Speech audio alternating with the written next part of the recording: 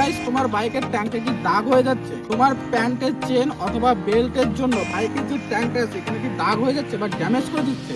তো গাইস, আজকে আমি তোমাদের দেখাবো ছোট একটা ট্যাঙ্ক প্যাড কি করে তোমার বাইককে কমপ্লিটলি প্রোটেক্ট করতে পারে।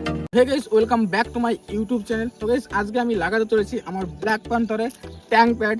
তো গাইস, আমি প্রথমেই বলি যে ট্যাঙ্ক প্যাডটা আসলে কেন দরকার। দেখো, আমরা প্রতিদিন রেগুলার যখন বাইক রাইড করি তখন কি হয়, আমাদের প্যান্টের চেন বা বেল্টের যে কোনো কারণে এই যে ট্যাঙ্কটা দেখতে পাচ্ছ, এই ট্যাঙ্কের এখানে বিভিন্নভাবে দাগ পড়ে যায়। তো গাইস, এর জন্য তোমার যে বাইকটা আছে বাইকটা অনেকটা দেখতে খারাপ লাগবে এবং লুকটা অনেকটা খারাপ হয়ে যাবে।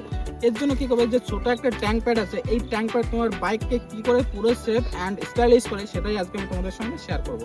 তো গাইস, এই ট্যাঙ্ক প্যাডটি লাগানোর জন্য সিম্পলি আমাদের একটা পরিষ্কার কাপড় লাগবে, যেটা দেখতে পাচ্ছ আমার কাছে মাইক্রোফাইবারের একটা কাপড় আছে। আর লাগবে একটু জল বা যে কোনো জিনিস যেটা দিয়ে এটা ভালো করে ক্লিন করা যাবে। আর সিম্পলি তোমাদের এটা তো লাগবেই, মানে সিম্পল টুলস যেটা সবার কাছে থাকবে। তো চলো গাইস, মেইন কাজটা শুরু করা যাক। এবার আমি ট্যাঙ্কটা ভালো করে পরিষ্কার করে রাখবো যাতে কোনো রকম ধুলোবালি বা ডাস্ট না থাকে। আর আমি এটা করতে থাকি, তত সময় তোমরা আমার চ্যানেলে নতুন থাকলে অবশ্যই করে সাবস্ক্রাইব করে দাও। চলো গাইস, আমি আগে ট্যাঙ্ক প্যাডটি আনবক্সিং করি। Let's go guys. বাপরে, ভালোই ভাই দিয়েছে, প্যাকিং করেছে ভালোই, যাতে কোনো রকম ধুলো বা বালি না যায়।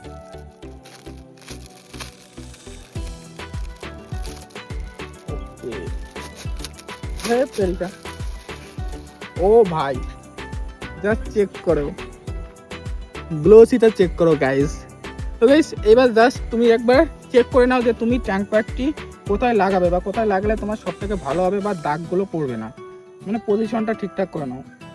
মেবি আমার এই পজিশনে লাগালে সব থেকে বেস্ট হবে, কারণ এই নিচে যে জায়গাটা দেখছো এখানে অতটা দাগ পড়ে না। সো এইখানে নর্মালি ঠিক আছে। তো গাইস, এটা লাগানোর জন্য পেছনে যে স্টিকার টাইপ আছে এটাকে তুলে লাগাতে হবে।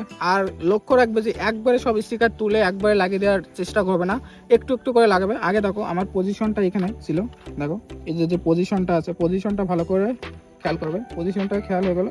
এবার দেখো পেছন থেকে একটুখানি তুলে আগে মেইন পজিশন যেটা আসছে সেটা হালকা করে টাচ করে লাগিয়ে রাখবে। দেখো দেখো আরেকবার দেখে নেবে দুদিকে ঠিকঠাক আছে কি, পারফেক্ট আছে কি।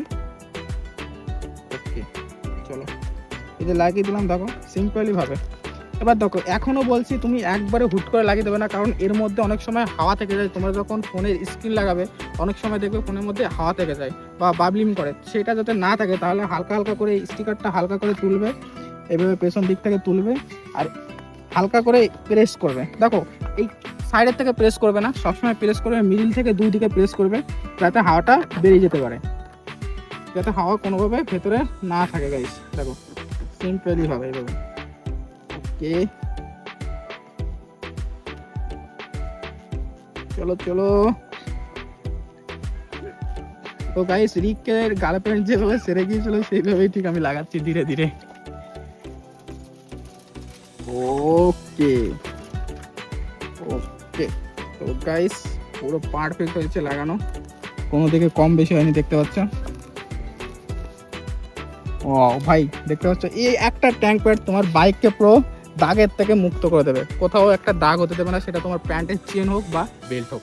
দেখতে পাচ্ছ বাইকের লুক পুরো চেঞ্জ হয়ে গেছে, আর ট্যাঙ্ক এখন আরো বেশি সেফ থাকবে দাগ পড়ার দিক থেকে। তুমি যদি তোমার বাইককে প্রোটেক্ট করতে চাও তাহলে অবশ্যই করে এই জিনিসটা তোমরা ইউজ করতে পারো। তো চলো গাইস, ভিডিওটা ভালো লাগলে অবশ্যই করে লাইক শেয়ার করে দিও, আবার কমেন্ট করে বলে যাও তোমার কাছে কোন বাইক রয়েছে। তো চলো দেখা হবে নতুন কোনো ভিডিও নিয়ে, ততদিনে safe drive and take care.